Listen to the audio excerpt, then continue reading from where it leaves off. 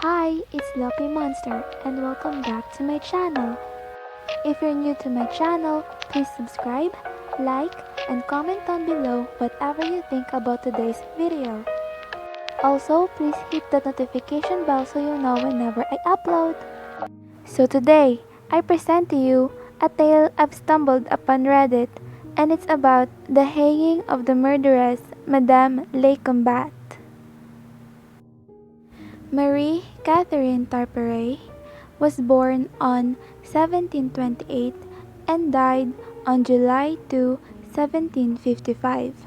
She was a notorious murderess and adulteress whose scandalous murder trial caught the attention of Paris in 1755. Catherine was born in Paris into a very modest family. She married when she was 24 and was reported by her contemporaries as very beautiful. Catherine was your typical beauty. She had a fine figure with slightly plump face and upturned nose, black eyes, and white skin. Of course, just imagining how beautiful she was, it's obvious that she would have a bunch of admirers, from which she picked a respected architect named Louis Alexandre Lescombat. But even if she had it all, the money, house, and wealth she enjoyed with her husband, Catherine wasn't satisfied at all. She went on her way to have some hustle in the side by having extramarital affairs behind his husband's back. Quite sneaky, I might add. Eventually, Catherine came up with a scheme. How about I rent out some part of our house to some other residents and students? What a damn pretty good idea, huh? It's like hitting two birds with one stone. Now I could openly cheat and I have the perfect cover to conceal everything up. Well, I have to give the points to Catherine as her genius plan worked and she was able to hook up with a 23-year-old young student named Henri Moujoux. So Catherine's side hustle with Henri was up and running. All was well until one night in December of 1754, the tragic night where Mr. Lescombat was found lifeless by the locals near the narrow corridor of Rue de l'Enfer. Mr. Lescombat was repeatedly stabbed and was literally bathing in his own blood. His murder could have been a cold case if it wasn't for the neighbors, who reportedly seeing Henri running away after the murder. Now we have the aftermath. Almost immediately, Henri was arrested and was questioned under torture. Sure enough, he confessed that he had an ongoing hatred towards Mr. Lescombat, but actively refused to admit the involvement of Catherine in the crime, even if he had suffered a lot by this time.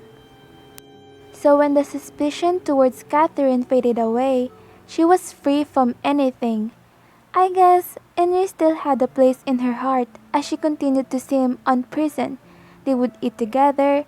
Sometimes she would even stay there for the night. But Catherine was wiser than that. She must have realized that Henri is going to be gruesomely executed eventually, and this side hustle with him isn't gonna work for long.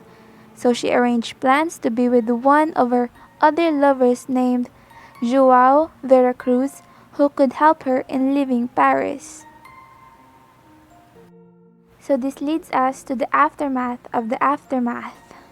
Just as Henri was up for his execution, he learned about this devious plan of hers, so he'd be like, "Nuh-uh, girl, if I'm going down for this crime, I'll bring you with me because nobody else can have you, boo-boo. We're in this together now." He pretty much spilled all the rotten beans about Catherine to the judges. His confession did not help with his sentence whatsoever because his limbs were still crushed with hammers gruesomely. Even his head was smashed with a mallet by the executioner. His bleeding, dismantled body remained exposed for 2 days. Not soon after, the people ganged up against Catherine and supported Henri's claim and was sentenced to be hanged due to her adulterous relations. Catherine tried to dodge all of these with one of the tricks that were up on her sleeve. So, she claimed that she was pregnant by Henry's child. It worked as they spared her until she gave birth. Eventually, came her beautiful son in mid-May of 1755. If you think she had no excuse left for now, well, think again, because Catherine, the beast that she is, claimed pregnant almost immediately with the child of one of her prison guards. She was about to go scot-free one more time until the midwives examined her. They found out that her claim is probably not true, as she had nothing left but to tell the truth about being a mistress to the murderer. She convinced and planned for her lover to slay her husband. Now, here comes the execution. Catherine, wearing an expensive dress with a white fan, was brought to a scaffolding to be hanged on the evening of July 2, 1755, just after she signed her confession to the crime. Mind you, she was just 27 when this happened. Tens of thousands got together. Some even went to the extent of renting the towers of Notre Dame. The rooms were rented out in the Place de Grève where her scaffold had been erected. Her passing was definitely quite brutal than expected, as she had to be dropped 4 or 5 attempts because the 18-year-old executioner badly handled it. So was it her overwhelming beauty, or the boggle that the crime she had involved with created, which made over 30,000 Parisians come and see her die? I guess we will never know. But do get this.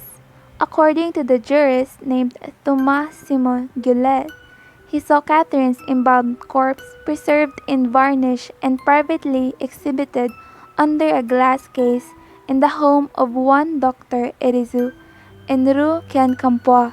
She then remained out of a tomb and available for public viewing. Finally, we have come to our conclusion. If ever you have any thoughts or even the slightest inkling to cheat, dude, I'm telling you, just please don't. Literally obliterate that thought on the spot. Cheating may sound fun and exciting in the beginning, but trust me, it'll backfire soon enough. Choose whoever you love and be with wisely. I guess that's where we end for now. Here are some tidbits to think of. Did Catherine really deserve to die over a tattletale of her lover? Or do you think Catherine's confession was valid? Was it coerced by the authorities? Let me know in the comments about your thoughts. Well, best wishes to you. Till next time. Bye!